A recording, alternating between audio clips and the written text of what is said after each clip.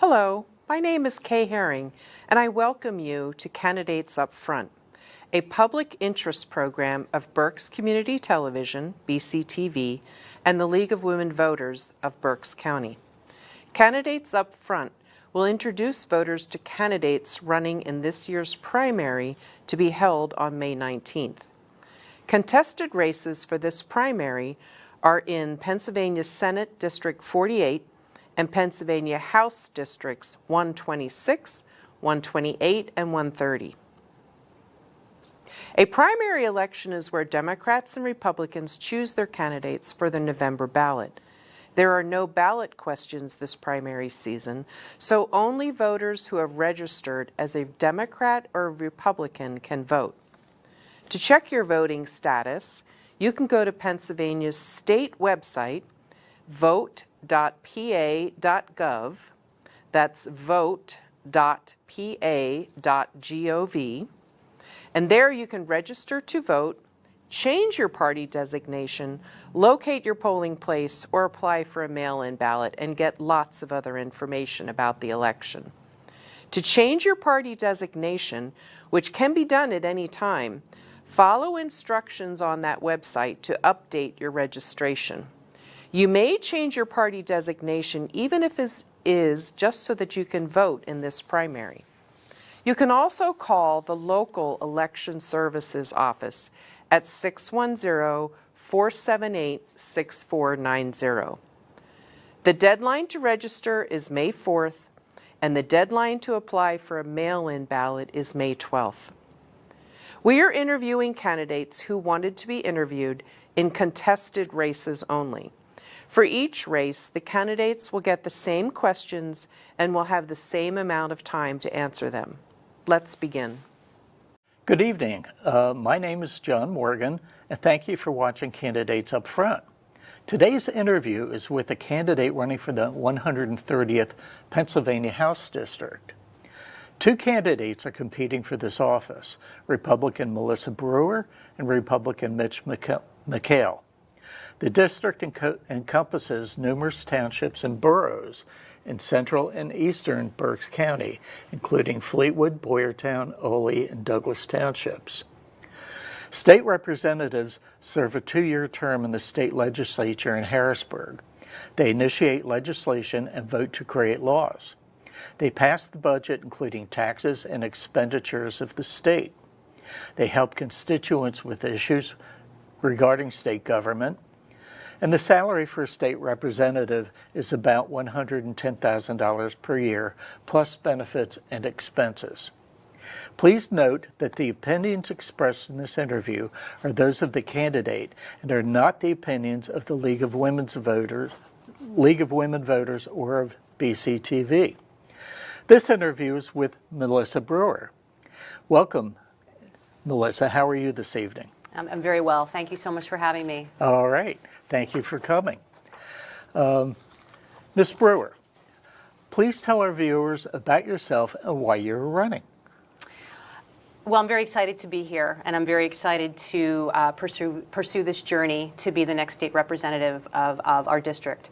I am a lifelong Berks Countyan. I was born and raised in the county. I have lived in the district, the 130th district, for almost 19 years. Married and raised my children in the district. So I have a heart for Berks County, and I have a heart for the district. I am a lifelong career educator. I have my entire professional career has been in the world of education as a teacher, administrator. I was a superintendent for a period of time, and I also had a little bit of experience in higher education. So my passion for educationally has always been for the education of others. The reasons I'm running, I feel as though I'm in a place in my life where I'm very concerned about the direction of our Commonwealth. I want to leave our district and our Commonwealth in a better place for my children, for my grandchildren, for other generations that I will likely not see.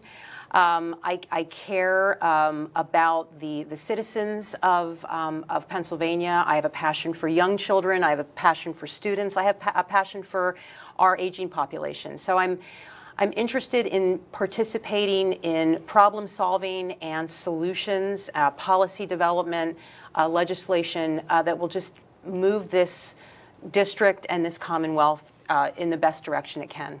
All right.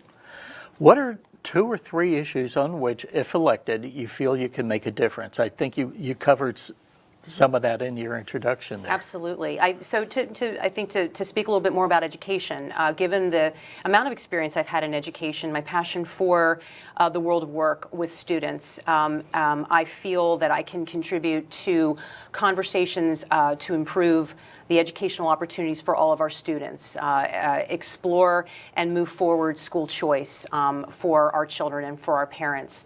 I feel as though I can move forward discussions around the funding of education. And that then leads into another issue that I care deeply about, which is property tax reform. Property tax reform, elimination has been something that I think our state's worked on for quite some time, and I think there's been some movement forward, but I think that's a conversation that is still really important to the voters in my district, and I'm quite certain many of the voters in the Commonwealth. So property tax reform, and really discussing how do we make property taxes more manageable for Pennsylvanians, if not eliminating them, how do we best figure out how they can be more palatable. And then lastly, codifying voter ID into law and making sure that our elections are secure. That's very important to me as well. On your first day of session, you will vote for the House rules. These rules say party leaders and committee chairs decide which legislation moves forward. Mm-hmm. What do you think of this system, and would you try to change it? You know, I have heard that, and I've heard the frustrations at times about what legislation actually is brought forward, and typically the frustrations are coming from the party that might not be in the majority at the time, and I understand that. So I think it might go back and forth depending on which party has that majority. I think this is one of those things where I would want to get into the system for a little while, kind of see how it works, try to understand how those rules are affecting the ability of the government to do good work for the voters who have placed us there, and then make a decision about whether I would want to change it or not. I think that's one of those things where only once you get into it and really navigate it a little bit, can you really firmly determine where you stand on it. All right. The House and Senate have been politically divided. Mm-hmm. What would you be willing to do to get a budget passed on time? Well, that's a great question. And as a former superintendent, we had my district at the time. We would have frustrations around the fact that we had to pass our budget on time, and it would be helpful if the state could pass their budget. So I think that it is ideal, obviously, for the state to pass their budget on time. What I would be willing to do if I were part of the Appropriations Committee is work more days, more sessions, more hearings in order for us to be able to have those conversations and those negotiations to get that budget over the finish line by June 30th. I would also be in favor of considering, and this may require legislation, but to move back the budget timeline so that perhaps we have more time to really grapple with the elements of the budget that could be holding up passage by the 30th. So I think it's about working intently as much as possible to get that budget across the finish line by the 30th, because programs are counting on it, school districts are counting on it, local governments are counting on it. It's important. All right. Some people say members of the House should go without pay when they don't produce a budget on time. Mm-hmm. Would you think about that? I would think about that. I think having that potential looming as an outcome of not having a budget passed on time might place a greater sense of urgency on everybody's lap to do the work that's necessary to get that budget passed on time. So I would certainly consider that. Okay. Mm-hmm. When the United States counts its population, the census, there are always changes in the number of voters in each district. That needs to be evened out by redistricting. Mm-hmm. In Pennsylvania, for legislative districts, should that be done by legislators, the current system, or by a nonpartisan citizens group? Whoever does it, should there be rules of what they can or cannot do? Tell us your thoughts. I think this is a matter for a nonpartisan citizens group. I think, however we are organizing our voting districts, our voting precincts, it has to be done in an impartial and unpartisan way that's only informed by the number of people, voters that are there to participate in elections. So I would be in favor of a nonpartisan citizens group doing that work. In terms of the rules of what they can and cannot do, I would want those rules. I'm not familiar with the rules that they presently are following, so I would need to make myself more informed on that. But I would think that whatever rules we had in place, again, would be in the spirit of fairness to all voters and fairness to the process, so that we know that our elections are free, fair, and unbiased. All right. Pennsylvania currently has closed primary elections. Only Democrats and Republicans can vote for their candidates. 16% of registered voters are left out. That's 1.4 million voters.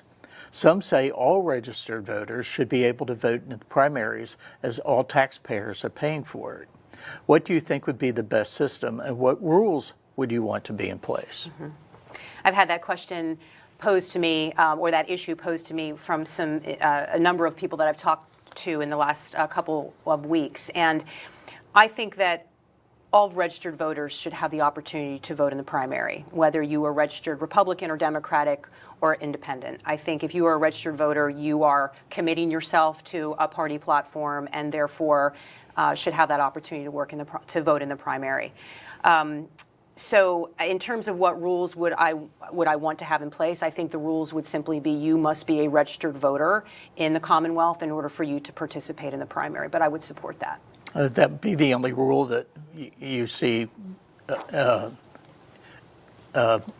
making people eligible to vote in the primary? Yes, I think as a registered voter. Yes. Yep. All right. The U.S. Constitution gives the states the power to run elections. In Pennsylvania, the state gives the administration function to the counties. Recently, the U.S. government has tried to have more say in how local elections are run. What are your thoughts on which level of government should handle elections? I think the state government should be the one to handle elections. I think every state, however, has to hold itself to a high level of ethics, a high level of security, and a high level of free and fair elections for their state. I think that it would not be appropriate for the U.S. government to impose those rules across the country. I think those responsibilities should be in the hands of the state. But I also feel that the state itself should make sure that how we are running our elections in the Commonwealth, for example, is ensuring that every vote is counted fairly.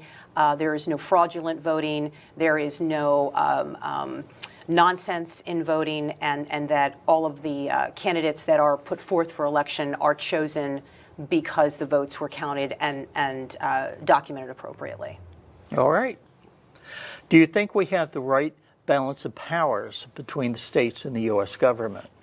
Where should they work together, and where should states have full authority?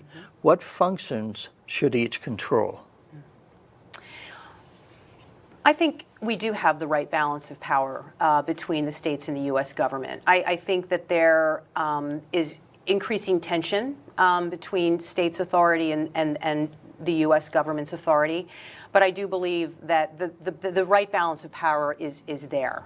I think we should always be working together for national safety and security as well as state safety and security. I think the first function of government is to provide for the safety and security of its citizens, and I think that is an area where I would expect our federal government to take the lead and work with our states to make sure that all of the citizens of the United States are safe.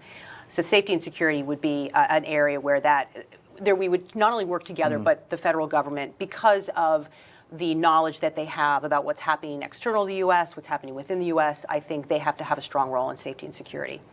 I think each state is tasked to build a budget, enact that budget, know what programs they need to support their citizens, and I think that is an area that they should continue to have full authority on.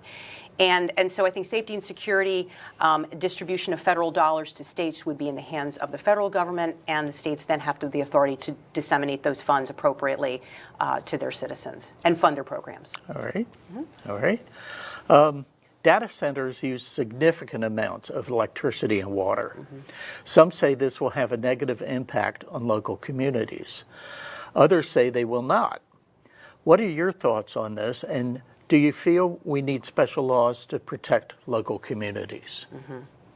Well, this is a topic where I feel I need to make myself better informed and get into the details of the big picture of data centers, as well as the weeds of data centers, and what that really means in terms of the impact on local communities.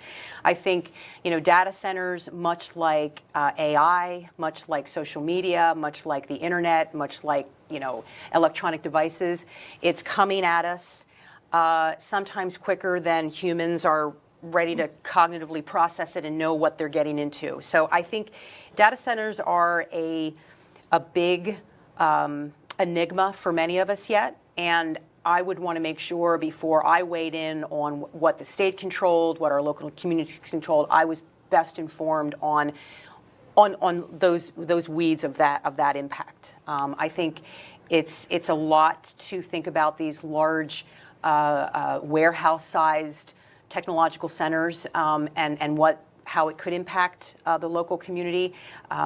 So it's a big issue, and something that we need to make sure we are fully clear on. But I need to get myself a little more up to speed on that. Is this an issue that you would help educate your constituents on? Oh, 100%, absolutely. It's really important. Yeah. All right. Our Pennsylvania Constitution requires the state to provide 50% of the money needed to run our schools. And while the state has increased school funding in the past several budgets, it is still way below 50%. Yeah. This shifts the burden to local property taxes. How would you address this taxing issue? Would you increase the income tax, the sales tax, or create new taxes? It's a great question. I would say that our state should be funding at 50%. If our Constitution is saying we should fund at 50%, 60%, 40%, we should absolutely be funding at that level. I know I've lived through the fair funding formula in a way that we have a different way of passing new dollars on to school districts, and I think that has been good work, and I think that's been a step in the right direction to better fund districts.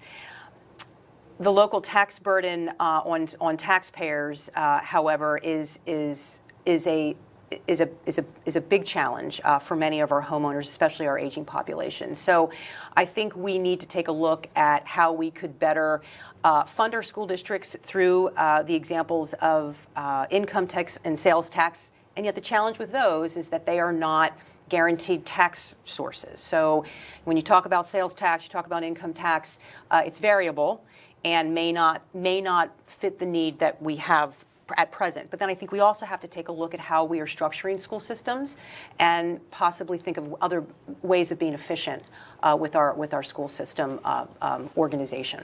How so? I think we need to take a look at the number of school districts that we have in the state. And is there a way of organizing those school districts in a way that can be more efficient and therefore less expensive? I think that all those things have to be on the table for discussion. Okay. I think we're running ahead, so I'm going to ask a related question. Sure. You were superintendent. How do you feel about the state's unfunded mandates of school districts? Well, it's a lot of burden.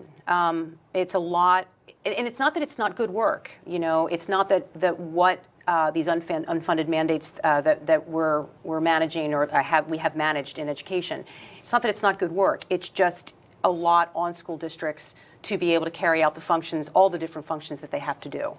So it's a heavy lift for school districts, and I did experience that. Yeah, okay. Pennsylvania currently has a flat rate income tax. Whatever your income, you pay the same percentage. Should we change to a graduated tax where people with more income pay a larger percentage? I don't believe so. I think that flat percentage rate should remain the same. Again, that's one where I likely need to get into the work a bit, into appropriations to understand how those dollars are realized. Because it's a percentage, it's still going to yield more dollars from someone who's making more than someone who's making less. But at this time, I'm not in favor of a graduated tax rate. I'm still in favor of the flat income tax rate. But the appropriations piece would be something that I would be interested in really digging my teeth into, so to speak. All right. Let's see. Do you have any closing remarks? Again, I think I just would revisit, my passion and my excitement to lead the district and vote as the district would have me vote at the state level. I would look forward to collaborating and problem solving with my fellow Republicans in the government, but also across the aisle. I think I have a long career of showing that I can collaborate, I can communicate well, and I think it would be an exciting journey. Okay. Well, you will find Candidates Up Front interviews on BCTV and its website and YouTube page. Remember, Pennsylvania's primary election is Tuesday, May 19th. For more information about candidates, go to the League's online voters guide, vote411.org. If you have any other questions about election procedures, contact Berks County Election Services at 610-478-6490. And thank you for watching Candidates Up Front.